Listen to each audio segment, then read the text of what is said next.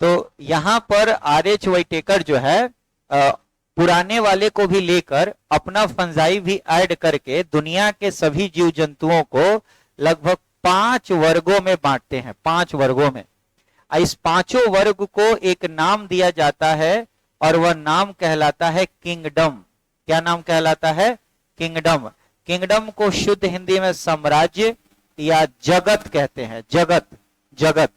ठीक है, तो ओवरऑल आपको एक एक बात समझना है कि दुनिया में जो हम 17 से 18 लाख प्रकार के जीव जंतुओं की बात हम कर रहे हैं, दुनिया की सभी 17 से 18 लाख प्रकार के जीव जंतुओं को मात्र 5 यानी 5 किंगडम में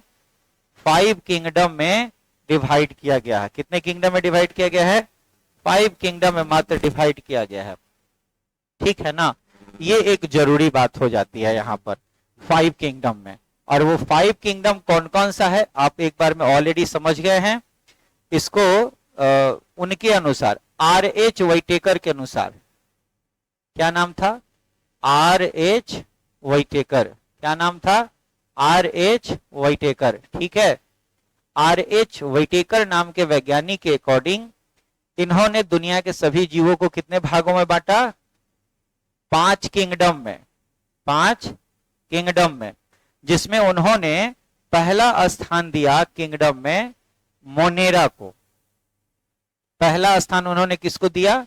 मोनेरा को। कहते हैं कि सबसे पहले धरती पर जो आया है ना, उसको सबसे पहले रखिए, और जो उसके बाद फिर उसके बाद फिर उसके बाद जैसे जैसे इस धरती पर बना वैसे वैसे इसको सजाइए। ठीक है, तो सबसे पहले इन्होंने मोनेरा को रखा। अब मोनेरा में किसका चर्चा होता है? तो मोनेरा में चर्चा होता है मूल रूप से बैक्टीरिया का। किसका चर्चा होता है?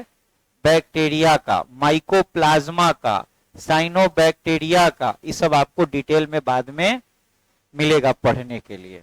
ठीक है ना। फिर हम लोग दूसरे वर्ड पर आते हैं और यहां पे चर्चा होती है किंगडम नंबर 2 की।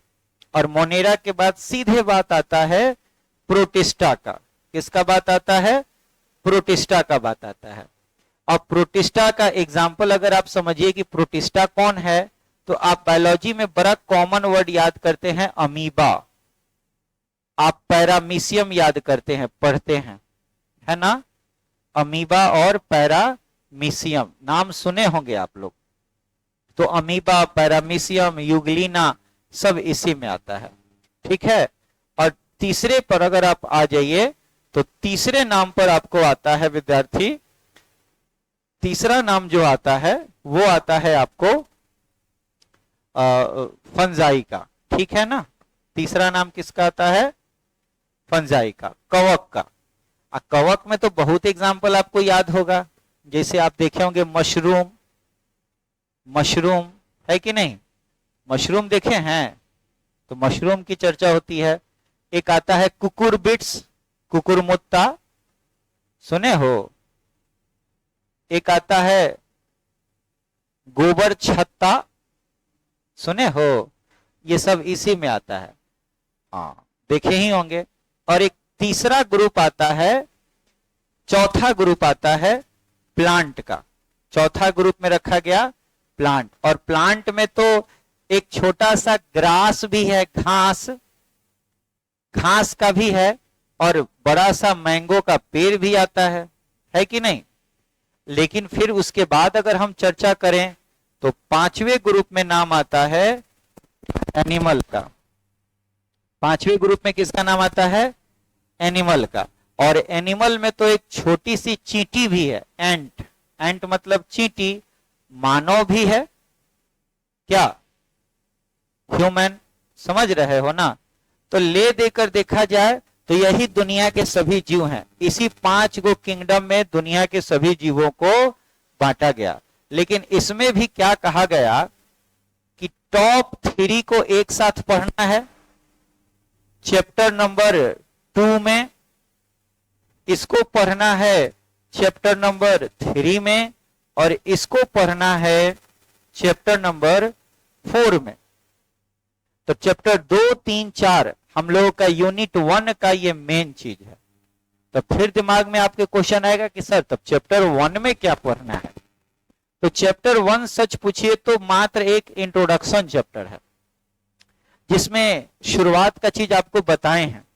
चैप्टर 1 में समझाया गया कि शुरुआत में क्या क्या समस्या आई थी, जीव जंतुओं के बारे में कैसे पढ़ा जाना था, जीव जंतुओं का बेसिक गुण क्या है, जीव जंतु को कैसे बांटा जाना चाहिए, जीव जंतु का नामकरण कैसे होना चाहिए, जीव जंतुओं की पहचान कैसे करनी चाहिए, ये सारा छोटा छोटा बात पढ़ना है। तो पहला चैप्टर देखा जाए तो बहुत आसान होता है, कंप्लीट इंट्रोडक्शन है, परिचय है जैव विविधता का। समझ में आ रहा है?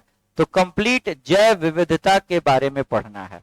ओवरऑल चैप्टर 2 से इसका मेन सिलेबस आता है, जहां से मोनेरा की कहानी शुरू होती है। क्वेश्चन भी एग्जाम में इन्हीं से ज्यादातर पूछा जाता है। समझ में आ रहा है? तो यही हम लोगों का मेन टॉपिक है जो आपको इंट्रोड्यूस किया जाता है क्लास 9 से लेकर 11th क्लास के बीच में। ठीक है ना? इसमें कोई दिक्कत किसी को तो बताओ, कोई समस्या है? नहीं है।